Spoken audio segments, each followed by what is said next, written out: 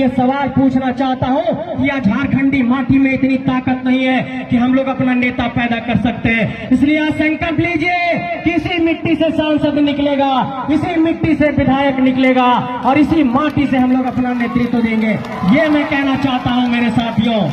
और झारखंड में 14 लोकसभा क्षेत्र है, 81 विधानसभा क्षेत्र है और 81 विधायक मिलकर के 6 राज्यसभा के सदस्य चुनते हैं। इसलिए झारखंड में अगर 4345 पंचायत में 4345 पंचायत के मुखिया झारखंडी माटी के हैं, 536 जिला परिषद झारखंडी माटी के हैं, झारखंड के 264 प्रखंडों में जो प्रमुख है झारखंडी माटी के हैं, झारखंड के 24 जिलों में जिला परिषद के जो अध्यक्ष है झारखंडी माटी के हैं, तो 81 विधायक और 14 सांसद भी झारखंडी माटी का होगा।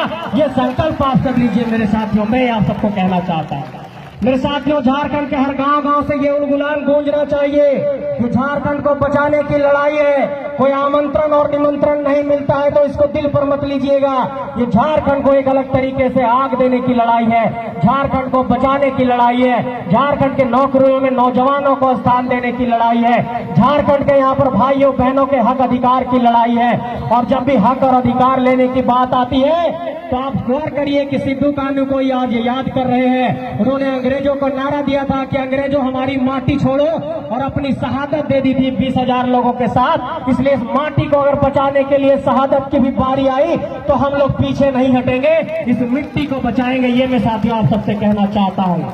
एक बात और समझाने की कोशिश करता हूँ कि अगर झारखंड के नौकरशाही में हम लोग नहीं जाएंगे, नौकरशाही मतलब अगर वीडियो नहीं बनिएगा, अफसर नहीं बनिएगा, डीएसपी नहीं बनिएगा, तो जो नीति नियम कानून बनता है आईएएस लोग मिलकर बनाते हैं, आईपीएस लोग मिलकर के बनाते हैं। हमारे लोग देखिए, इस बात पर गौर करिए कि हमारे लोग अफसरशाही में बहुत कम हैं। हमारे लोग एक तरीके से देखेंगे तो न्यायपालिका में भी नहीं है। एक रास्ता हम लोगों के पास बचता है कि विधायक सांसद बना करके अपना आवाज बुलंद कर सकते हैं, वहां पर भी लोगों ने कब्जा कर लिया है। ये हमारी माटी पर एक बहुत बड़ा सवाल है, हमारी राजनीतिक चेतना पर बहुत बड़ा सवाल है, हमारी सोच पर एक बहुत बड़ा सवाल है कि 23 सालों तक इन लोगों को हम लोगों ने मौका देते आए हैं। इन लोगों को मौका दे करके हम लोगों ने हमारे ही जमीन पर उनको घर बनाने के लिए जमीन दिया, उनको एक तरीके से खाने के लिए रोजगार दिया।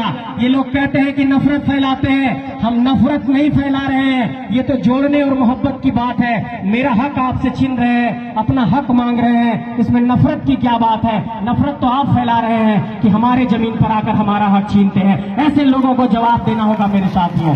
मेरे साथियों, इस बात पर भी गौर करिए कि अगर झारखंड की धरती में अगर आज 2023 में हमारे जयराम भाई जैसे अगर आंदोलन करते हुए इस आंदोलन को झारखंड के गांव-गांव तक पहुंचा दिए हैं, झारखंड में 32,623 गांव है और सभी गांवों तक ये आंदोलन अगर पहुंच गया है, बड़ी बड़ी राजनीतिक पार्टियों के पास इतनी कुव्वत नहीं है कि एक संदेश को गांव तक पहुंचा दे। लेकिन पिछले 1.5 सालों में ये पूरे आंदोलनकारी भाई साथियों ने पूरे झारखंड में आंदोलन को पहुंचा दिया।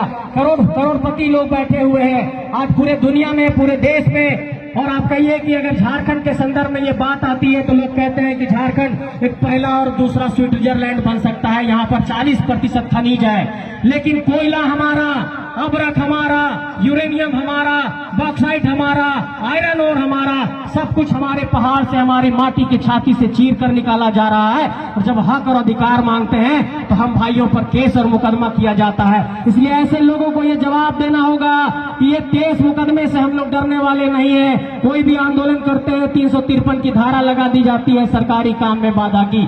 अगर इन धाराओं से डरते तो इस अडवारा के मैदान पर ये जनसैलाब नहीं उमड़ता। ये जनसैलाब इस बात की गवाही है कि झारखंड की धरती अब जाग चुकी है और झारखंड की धरती अब आंदोलन के लिए तैयार है। हम लोगों ने एक नए राजनीतिक एक तरीके से शुरुआत का ऐलान किया बलियापुर में, तो लोग ये कहने लगे कि ये बच्चे लोग हैं, नौजवान लोग हैं, 20-30 साल का लड़का लोग क्या कहेगा। लेकिन आज पूरे राजनीतिक गलियारे में ये खलबली मच चुकी है और ये खलबली है कि आखिर ये लोग क्या करने वाले हैं। हम लोग इतना पैसा देकर के लोगों को बुलाते हैं, लोग नहीं पहुंचते हैं। लेकिन ये झारखंड की धरती में देखिए, लोग अपना खाना पीना लेकर के पहुंचे हुए हैं। ये इस आंदोलन की ताकत है मेरे साथियों। और देखिए, बलियापुर के भीड़ ने इस बात की गवाही दी और झारखंड के तमाम लोगों का आभार प्रकट करना चाहता हूं कि झारखंड के इतिहास में अगर हम लोग देखते हैं विनोद बाबू के आंदोलन का वक्त और देखते हैं अगर बलियापुर की धरती से हुआ। और ये आंदोलन इस बात की गवाही है कि झारखंड जाग चुका है। वहां पर किसी को पैसे से नहीं बुलाया गया था, किसी को गाड़ी नहीं दिया गया था, सब खुद से आए थे। झारखंड को बचाने की लड़ाई में लोगों ने खुद से साथ दिया मेरे साथियों। और इस राज्य के भीतर अगर नौकरियों को बचाने की हम लोग बात कर रहे हैं, अगर नियोजन नीति की बात कर रहे हैं, अगर 60 और 40 नियोजन नीति को हम लोग ये कह रहे हैं कि इसको 90 और 10 कह दीजिए, तो इसमें गलत क्या है मेरे साथियों? मुझे आप बताइए कि आपके घर में, अगर आपके घर में आज हम चले जाएं और कह दें कि हमें जो ये कमरा रेंट पर आप दिए हैं इसकी रजिस्ट्री कर दो, तो क्या आप रजिस्ट्री करेंगे? नहीं करेंगे।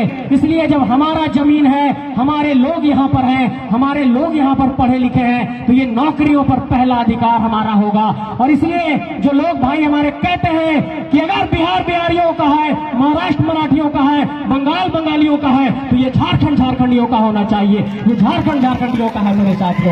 मैं ये सवाल करना चाहता हूं यहाँ के राजनीतिक सत्ता में बैठे लोगों से, और उन सभी लोगों से ये सवाल करना चाहता हूं कि अगर ये झारखंड को बचाने की लड़ाई में जितने भी झारखंडी लोग हैं अगर आंदोलन में साथ दे रहे हैं, तो केस मुकदमा मत करिए। और उन अफसरों तक भी संदेश देना चाहता हूं, उन पुलिसकर्मियों तक भी संदेश देना चाहता हूं जो झारखंडी माटी के हैं, अंदर से आप लोग इस आंदोलन को